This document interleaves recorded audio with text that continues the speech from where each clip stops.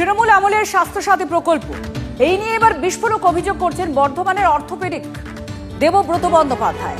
মাসে ৫ থেকে ৬ লক্ষ টাকা না দেওয়ায় তার নার্সিংহোমের ১.৫ কোটি টাকার বিল আটকে দেওয়ার অভিযোগ করছেন। তার দাবি স্বাস্থ্যসাথীর সঙ্গে যুক্ত একটি টিমকে প্রতি মাসে ৫ থেকে ৬ লক্ষ টাকা দিতে হতো। কয়েক মাস সেই টাকা দেওয়া বন্ধ করতেই বিভিন্ন অপারেশন এবং চিকিৎসার ১.৫ কোটি টাকার যে বিল, সেই বিল আটকে দেওয়া হয়েছে। চিকিৎসকের আরো অভিযোগ, বারবার তাগাদা দেওয়ার পরেও সেই টাকা তিনি পাননি। শেষ পর্যন্ত বাধ্য হয়ে আদালতের দ্বারস্থ হয়েছে হাসপাতাল কর্তৃপক্ষ।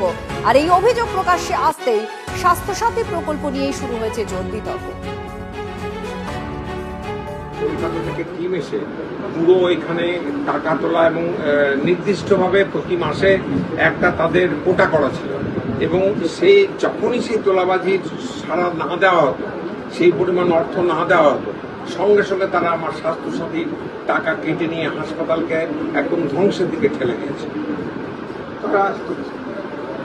তারা আছে কলকাতায় থেকে বাস্তব, বেশিরভাগটাই কলকাতার যারা স্বাস্থ্যসাথীর সাথে সংযুক্ত তারা, এবং তারা বলতো এই টাকা একদম উপর মহল পর্যন্ত যাবে। কোথায় যাবে সেই জায়গাটা আমি পরিষ্কার করে তো বলেনি, কিন্তু উপর মহল পর্যন্ত যাবে, এতদূর পর্যন্ত যাবে যেটা আপনি ভাবতেও পারছেন। বর্ধমানের চিকিৎসকের অভিযোগ, সেই অভিযোগ আপনারা শুনলেন। তিনি বলছেন যে স্বাস্থ্যসাথীর জন্য, স্বাস্থ্যসাথীর কার্ডের বিনিময়ে পেশেন্টদের যে চিকিৎসা পরিষেবা হাসপাতাল থেকে দেওয়া হচ্ছিল, তার একটা অর্থ, যে অর্থ সরকারের থেকে দেওয়ার কথা, সেই বিল যখন পাঠিয়েছেন তিনি, সেই বিল আটকে দেওয়া হয়েছে।